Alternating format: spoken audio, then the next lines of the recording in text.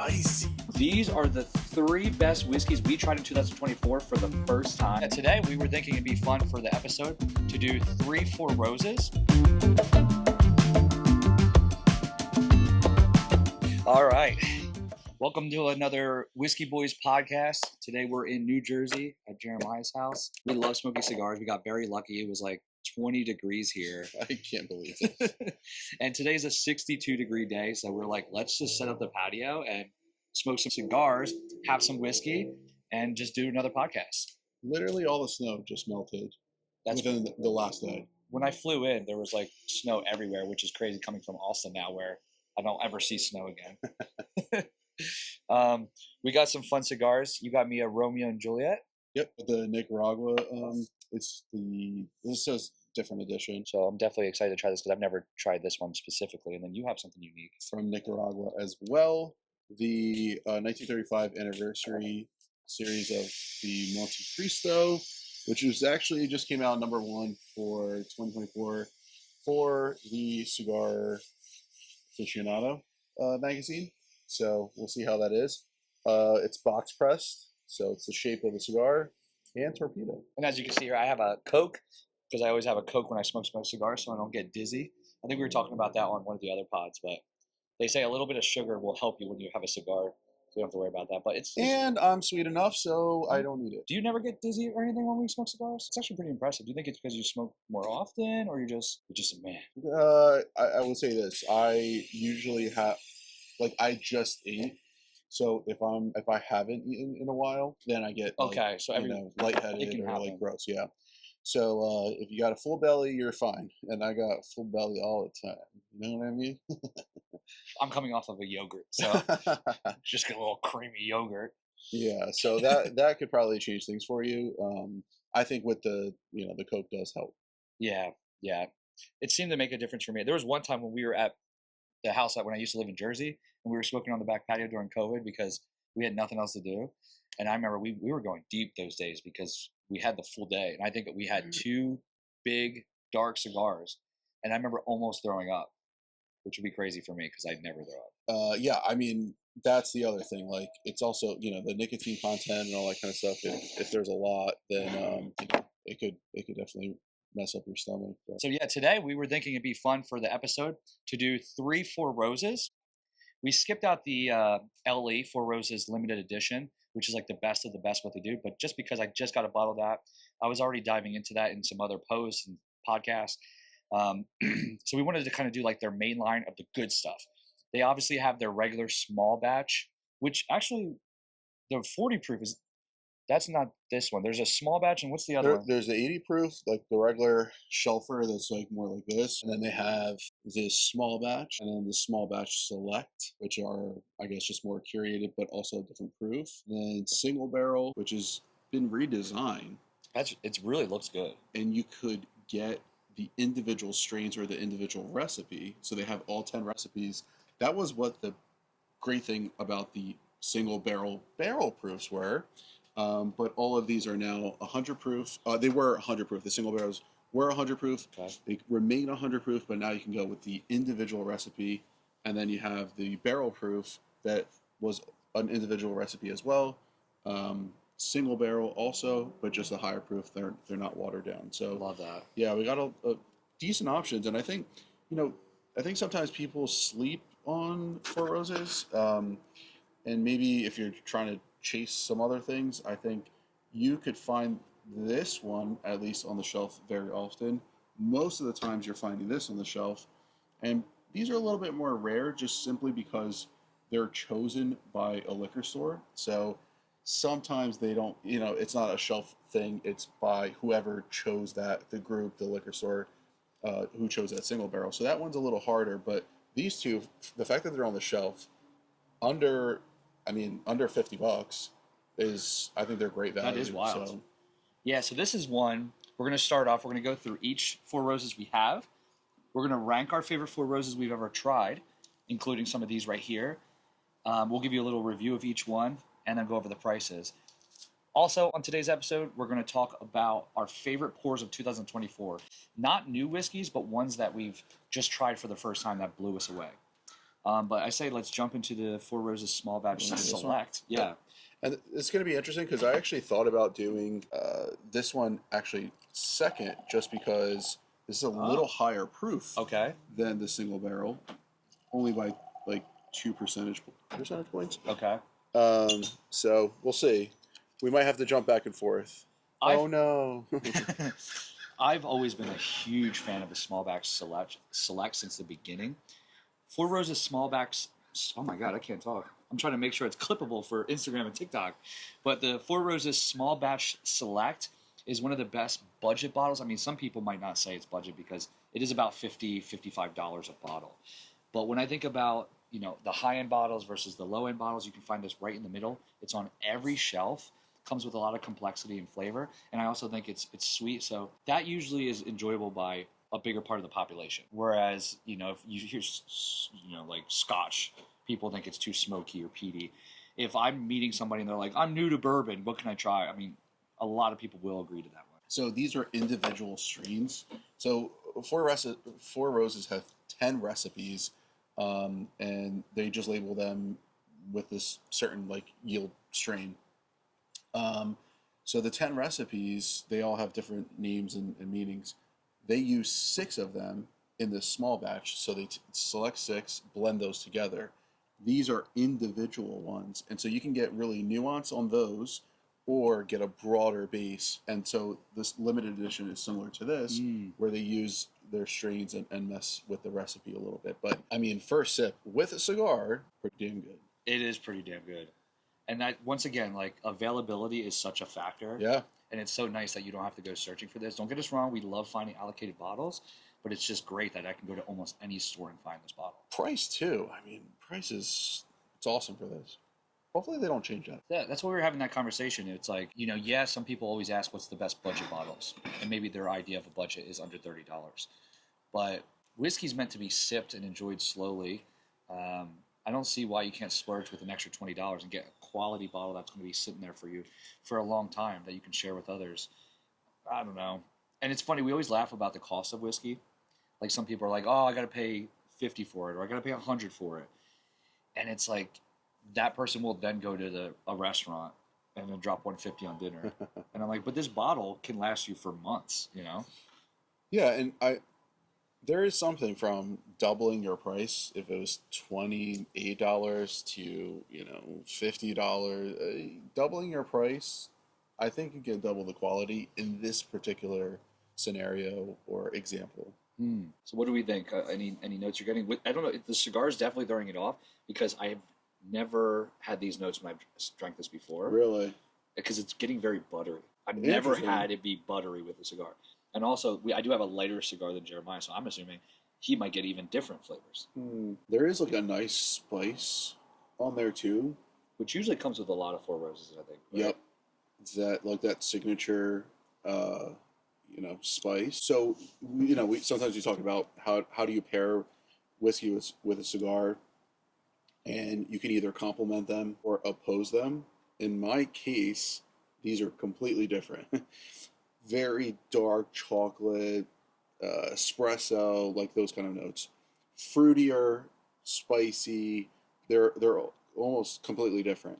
However, they're just as bold with one another. Yeah. That it holds up. So now I'm contrasting each. So this different is really, aspects. Yeah, a really fun pairing. I'm kind of enjoying this right now. Is that the first time you're trying that cigar?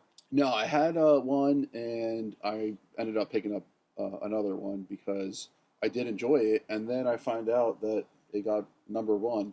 I don't know how much that really matters and stuff, but I thought that was kind of interesting that it was that good, and for the price, this is a great price too. Yeah, we were just in Philadelphia at Holt's, and they have a big cigar shop where you can find so many different cigars.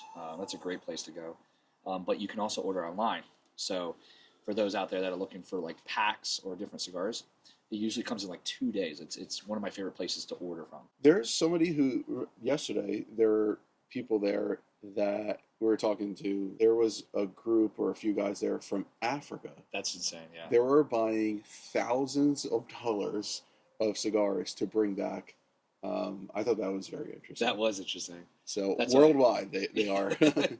Yeah, very legit. So if you're looking to order some cigars online, they also do like special deals all the time. Yeah, they definitely have some great deals. Yeah. Yeah, I remember I forgot what it's called. It was a Bulldog one, Okay. and I think it came to like $3 a stick, Yeah. and I couldn't believe how good it was for that price. Right. But you end up got to buy like 20 for the pack to Sure. get the deal. But yeah, okay, this is pretty darn good. You like yours? I do like it. I definitely don't love it because I like darker cigars. But for a lighter cigar, I would buy this, like, to have this. I guess like maybe daytime smoking. Yep. I want to learn more about the lighter side of cigars. Inside's actually a little bit darker as far as the strength of it. It's actually medium to full, Okay. but it is a lighter outside, so you don't have that.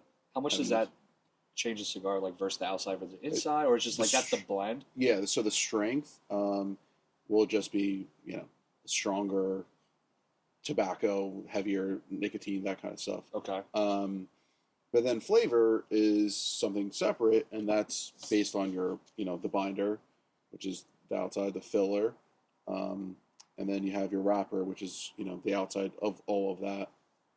So you could play around. Those are three different metrics that you can play with to create a unique taste and strength and all that kind of stuff. So it's similar to whiskey, where the strength is cask strength versus water, that kind of thing, and then the recipe,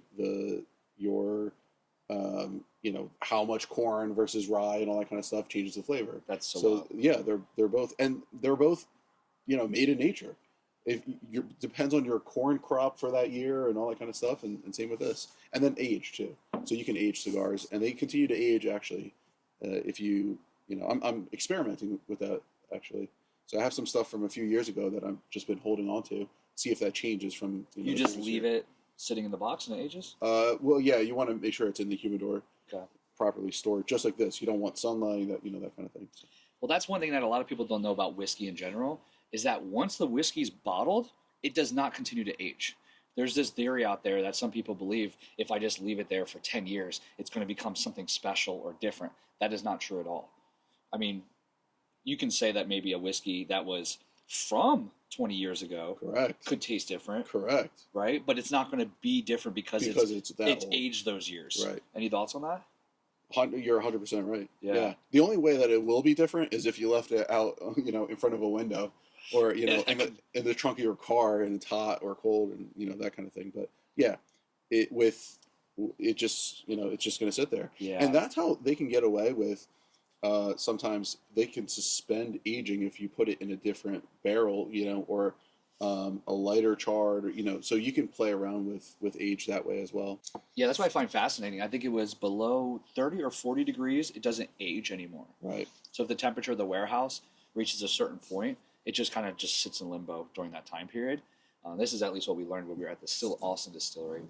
They're interesting because it gets so hot that it kind of ages faster. I don't know what the technical term is, but it just soaks up that oak and also evaporates more as well because it's so hot. It loses some of that water content. Yep. And that's where I think Iron Root does this as well, but the slow water reduction, so that adding water as you're going aging, so that way it lengthens. You can go a longer period of time, and I think that's why we like them so much. Yeah, because it just tones out some of that crazy oak or those crazy flavors. It's funny because I don't think Garrison does that, but it's gotta be man enough, man. Garrison is one of like the most controversial whiskey brands. It really is, because like 50% of people hate it, 50% of people will die for it. They have like huge fans. When they do the Cowboy release, Still Austin went crazy. Garrison's had a bigger line of like Texas trucks waiting to go pick up the Cowboy release. So there's something interesting. My recommendation, if you try Garrison Brothers, be prepared for it to taste like nothing you've ever had before. Oh yeah. It's a journey. It's a journey. And then we had the Balmore, and we didn't like it at first, but then had it again like 3 months later after the bottle was open, and now we think it's super delicious and unique. I enjoy it. Yep. Yep. It's like a chocolate candy bar in a glass. Yep. But speaking of that, I mean, we're almost at the end of the year. Had a bunch of different stuff throughout the year. We were looking back at like some of the things that we've tried. We're like, oh crap, that was February of 2024. you know, that it felt like 3 years ago. Yeah. So it's been a journey this year. I think we wanted to kind of go over some of our top picks or some of our favorite pours of whiskey this year of 2024. Things that we tried, maybe not that came out in 24, but things that we tried. This isn't like a technical release that this whiskey was created this year. I do want to start off with I think let's start off with a cheaper one, something that's maybe attainable for people, and then we'll jump into crazy ones. Because if I did give just my top three, they're all going to be crazy. Like, I tried Michter's 25 this year. Oops. I'm not going to put that on the list. I could, because it was one of the best I had. But I just don't want it to be, like, unreasonable to people out there. Let's just throw one in there that you tried for the first time that you liked. The other two can be crazy. Okay. So these are the three best whiskeys we tried in 2024 for the first time. I'm going to start off at number 3 for me. I have to go with just Iron Root Distillery in Texas. I've had Still Austin. You know I'm the biggest Still Austin fan. I've had Garrison Brothers. I also love them. Iron Root is another Texas whiskey that they gave me some notes that you wouldn't even know that they came from Kentucky. They also have some other stuff that's bold, and you can tell it's from Texas. They blew me away with how many different whiskeys they've had. They have a cigar blend that you can have with a cigar. I'm just blown away by them, and they're now they're probably my top 3 favorite Texas whiskeys in general. We're gonna do a top 5 list at some point, but for me, you got to try Iron Root out of what was the town? It was north of Dallas. Denison, Texas. Definitely give them a try. What do you want to go to number 3? Yeah, you made this hard because I'm thinking about more exceptional pours. Sure. If I think about something that isn't super costly or easier to find, it's almost. I mean, people are gonna just kill me on this, but for me, what kind of opened up my like budget friendly things is Evan Williams 1783. On the shelf, you can easily get it. I've always focused in on the Bottle and Bond, the white label. Okay. But I have this other one, the 1783, and I've tried it several times. And this is cheaper or more expensive? It's a little bit more expensive, like $5 more. Okay, so like $25? $25. Wow, yes. This is a great rack. And it's very one note. There's not a lot of complexity. Sure. But it is just a super pleasant pour. You want to drink some whiskey, you want to drink some bourbon that you just, you're looking for something, and you know that on the shelf they're going to have it, and it tastes pretty good. That's the one to go. And you tried it the first time this year. That's the first time I tried it this year, and I had it several times blind, and I was like, wait, what? What am I having? So it, stood up to some of the other things I had in the night. But yeah, so Evan Williams, 1783. For number 3 for you. I like that. So for number 2 for me, I'm going to be a tater on this one. This one was just more rare to get. I was at Reserve 101 in Houston, Texas. It's arguably the best whiskey bar in all of Texas. And he pulled out a bottle of Booker's Rye. I mean... It's not fair. Which I forgot when I was talking to you that you tried that before when we were at Kinfolk in Austin, Texas. It's not fair. That's why we were talking. We're going to be doing a trip to Houston this year for sure. So he can come out. We'll just do 3 days of trying different bars and stuff just to experience Houston. And the restaurant scene is crazy out there. So they stopped making Booker's Rye. It was only a one-time release. Do you remember the year? Because I was going to ask you that. I was going to say like 17 or something. Or is it something? Older? Maybe even older, 15. I don't. We can look it up, but yeah, it came out a few years ago. So extremely rare. Very rare. There might be another one coming out. I think we had like a hint at that, but who knows? So yeah. Yeah. So for a rye that is aged 13 years, I believe it was. I think it was, and it's hot. It's barrel proof. Barrel proof. It almost sipped like a bourbon. I couldn't believe it. Very sweet, very balanced, and I don't want to say smooth, but it was smooth. For a barrel proof, because you know what, I like using smooth for high proof whiskeys as a whiskey nerd. Because if you use smooth and it's a 40%er, I'm like, oh, you're just saying that because it doesn't have a high alcohol percentage. Huh. But if you give me an 80 proofer. Or or what is the highest it can go up to? 86 or something, or 84. And it sips easy. I feel like that's a good time to maybe say it's smooth. Sure. Because with that high alcohol percentage and it's still very sippable, there's other ways you can use smooth too. Like you always say, it doesn't have spiky notes. Like you're tasting a cherry, but it's like hitting you super hard. The harsh ethanol, yeah. Yeah, so there's other ways too that smooth can be used.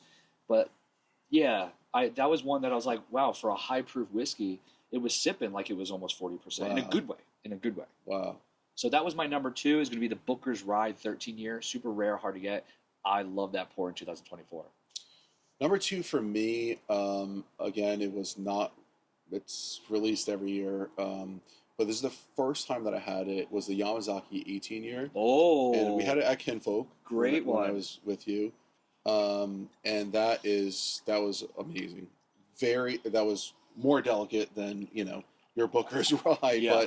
but it was delicious, very complex. It was like this plum, white grape saturated note that I was just blown away by. So that was my number 2. That was like thinking about everything I've had this year. I put that number 2. If you want to dive into some Japanese whiskey, I would highly recommend starting off with the Suntory Toki. It's about $35 a bottle. You can use it in highballs, but you're going to get some citrus notes. It's a great entry level just to learn what Japanese whiskey is. And then Suntory Toki, they also own Hibiki. You can get that next. That one's harder to get. It's about $80 a bottle. I still think that one's worth it to try. But based on his pick of the Yamazaki, the 18, which is a little more rare, and you can only get it like high-end bars, and you'll see it out, but it's going to be pretty darn expensive. Very expensive.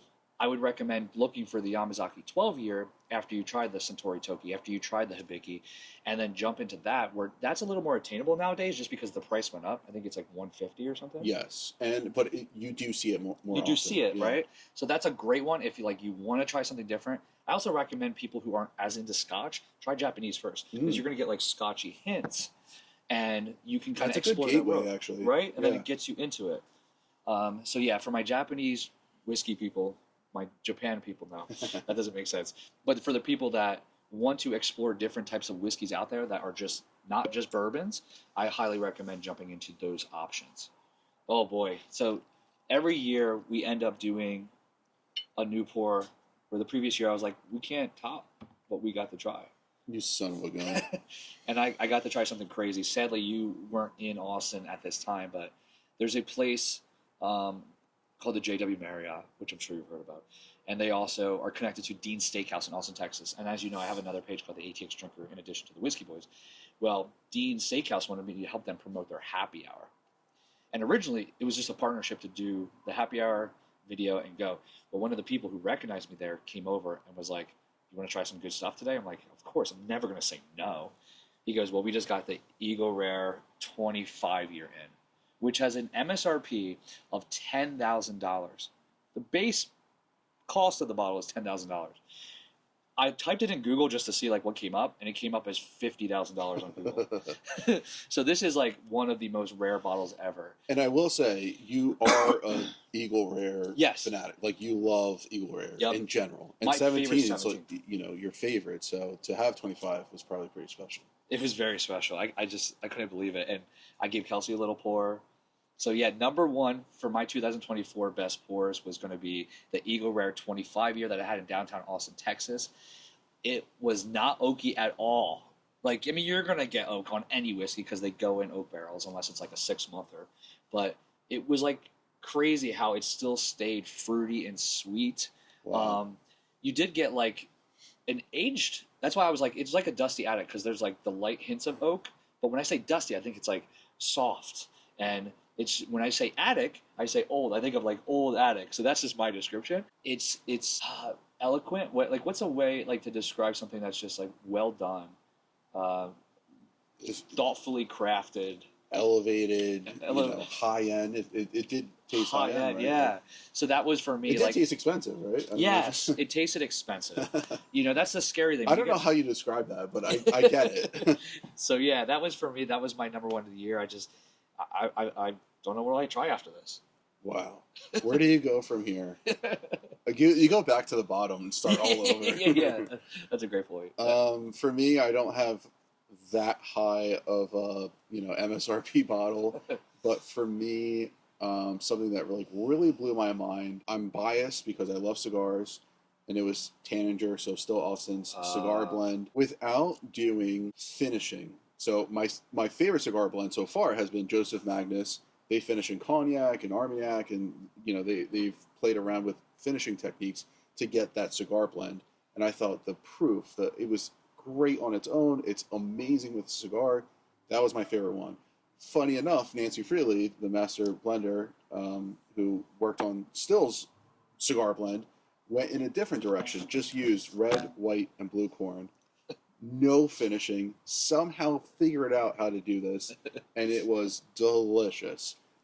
So I'm just so happy to have tried that, and so happy that you got me a bottle. So you'll see that maybe in a different podcast, but we'll have that with Cigar. Yes. And I was just, I mean, the bottling is beautiful. The presentation of the bottle, the actual, taste. I was very, very excited about that one. So that one was my number one for this year. Wow. And that came out in 24, so we're good. Yeah.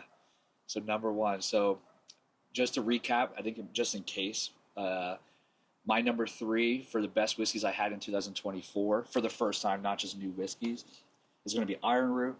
My number 2 is going to be Booker's Ride 13 year.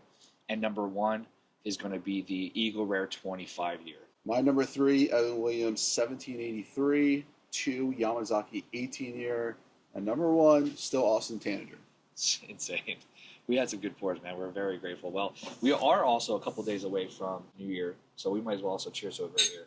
Thank you guys, too. Yeah, seriously. So we are now jumping into the Four Roses OESO single barrel. You know a little bit more about this, but before, I'm just going to say this is one of the best noses I've ever smelled in my life. Yes. This is a great recipe by them. So this is they call this the fruity one. And in their description, rich red fruit, vanilla, brown sugar, delicate oak. So very fruity, berry, like strawberry. Oh, yeah, strawberry. But if you notice, a little thinner than the small batch select.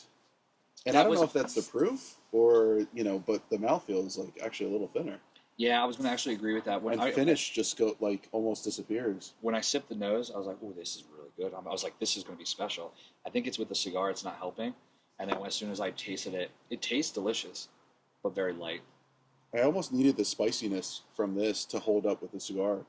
I'd be interested to try it again without cigar. Yeah, maybe like to start the night on a fresh palate. Without a cigar, I can see this probably being super delicious, but it doesn't hold up to a cigar. It's not bad. It tastes good. It's just not as complex and powerful that you would want it to be with a cigar.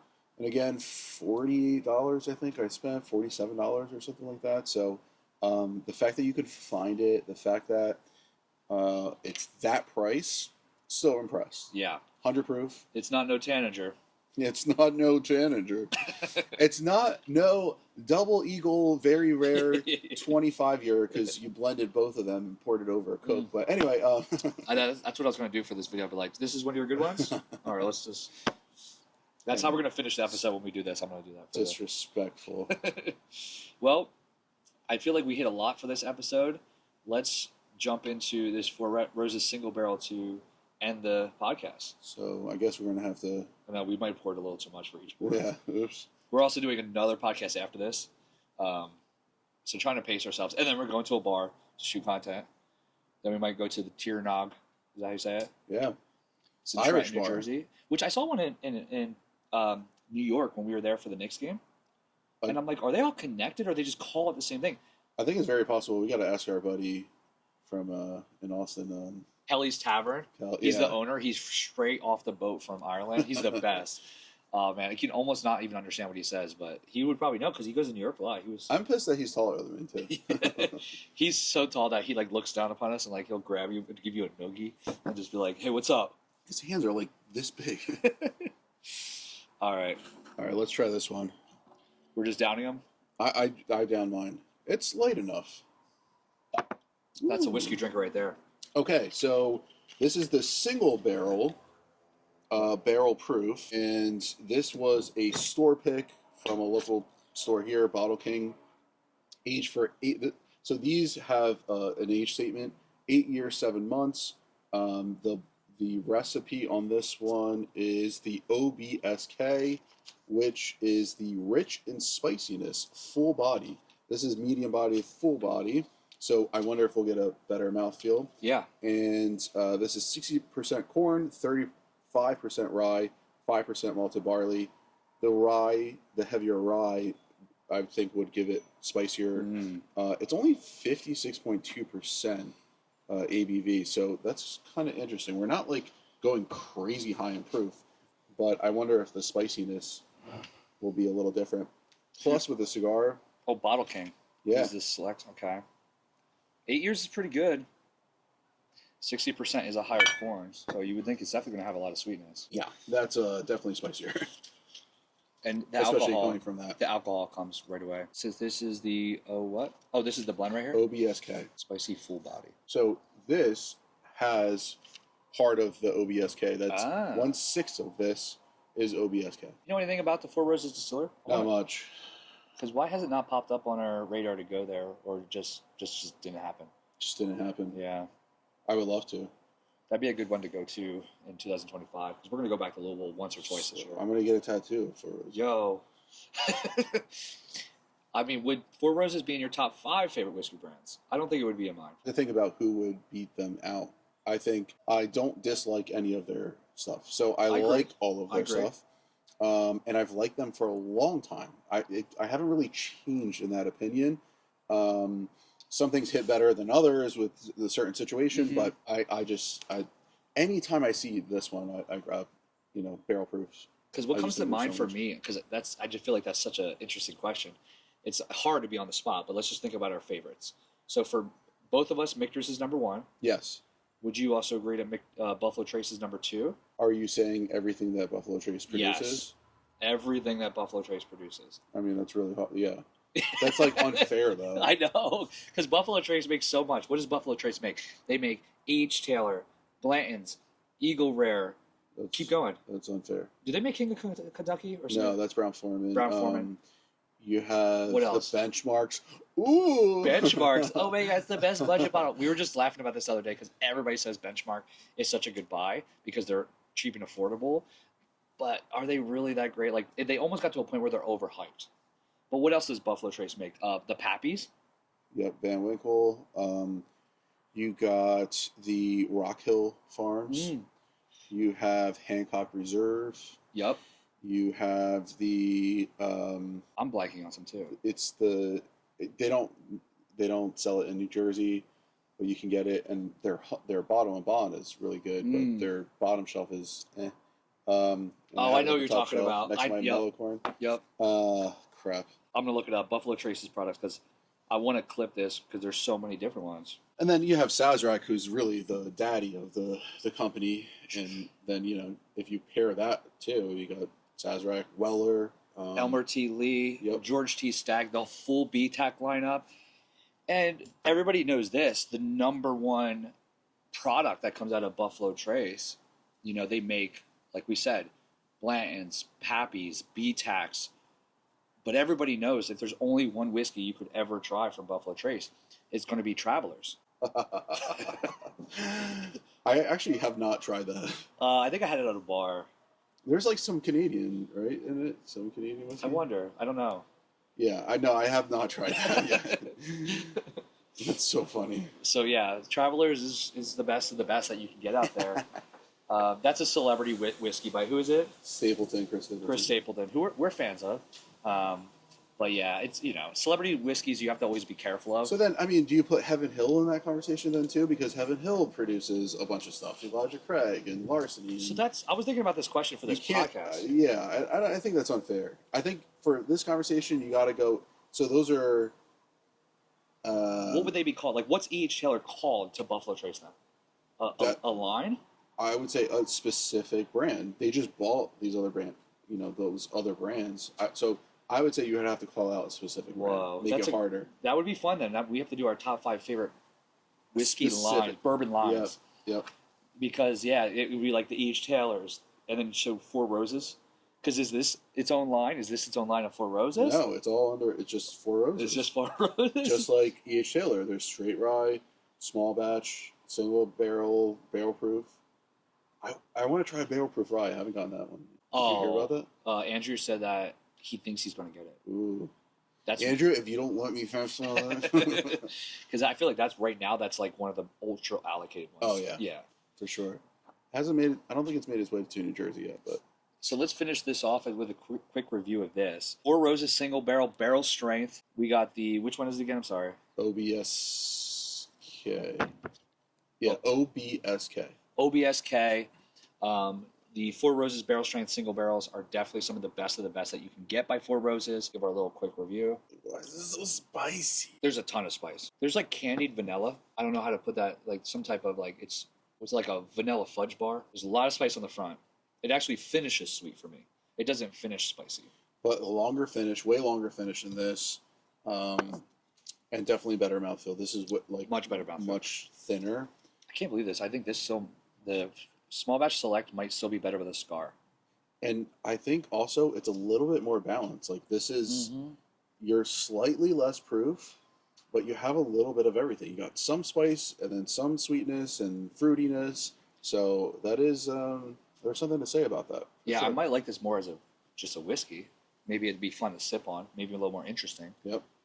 But just like when it comes to just being paired well, yeah, I might like that one. Huh. This has been an interesting thought. Yeah. So I hate doing on that stunning. So we jump into. So yeah, I mean, let's jump into this. Let's rank our 4 best Four Roses products that we've ever had. Let's start off with number 4. I'll go first. I think we know what it is because I have a feeling we're on the same page. I think I'm going to be on the same page as you, but go ahead. Coming in at number 4 is going to be this, the OESO. But, you know, any of this line of the single barrels that they release. So we haven't tried all of them. Maybe some of them are special. Just today with a cigar, we just thought it was a little too light. This is going to come in at number 4 for us. Specifically the single barrels. Yep. Yeah, the single barrels, not the barrel strength, but at number 4 is going to be the regular Four Roses single barrels are some of the best Four Roses we ever had. What do you think comes in at number 3? Number 3, I'm going to go with the fact that you can get the small batch select. I'm going to choose that one because it's kind of the same. You're just going to get the same thing. There's not going to be anything super interesting, but it's so solid. It beats out a lot of other things. But out of the Four Roses lineup, I'll go small batch select for me. Amazing. Number 2, I mean, we got the Four Roses single barrel strength. It's kind of hard to find them sometimes, but if you can find them on the shelf as a store pick, these are great. You're going to get a little extra punch with the flavor. For me, the specific recipe that I love in this one is the OSEV. Okay. So that's the rich fruit, or delicate fruit, actually. OBSV? No, OSEV. OSEV. That's my favorite strain or recipe out of the barrel strengths. Delicate, fruity, fresh, and creamy. Yeah, that's great. And then number 1, Four Roses limited edition. Always. I mean, if you're not familiar, that's the best of the best that Four Roses puts out. What does it go for? I think retails 100, 180. I was going to say maybe even higher. Yeah, maybe. Because I think it might have been gone up. Maybe 250. But yeah, 200 to 250. They do 2 ways of getting it. 1, you have to get it at a store where it's usually overpriced. 2, you can enter a raffle on their website. And that, I see a lot of people win. But the downfall is if you win the raffle, you have to pick it up at the Four Roses distillery. Yeah. So I've we never always been enter. lucky. Yeah. So that one to me is not just great, balanced, a great pour. It's one of the best whiskeys I've personally ever had, or I should say bourbons specifically, that I've ever had that's out there. It's in just my simply top 5. one of my favorites. Yep. But yeah, that's our top 4 Four Roses whiskeys that you can get out there. You heard it here. Well, thanks again for listening. This was another fun podcast with a lot of Four Roses action, our top 24s. If you're not subscribed already, hit that subscribe button, hit a like. Just helps us out as we're growing this page. So, a lot to come. Yep. Well, Cheers. Cheers, guys.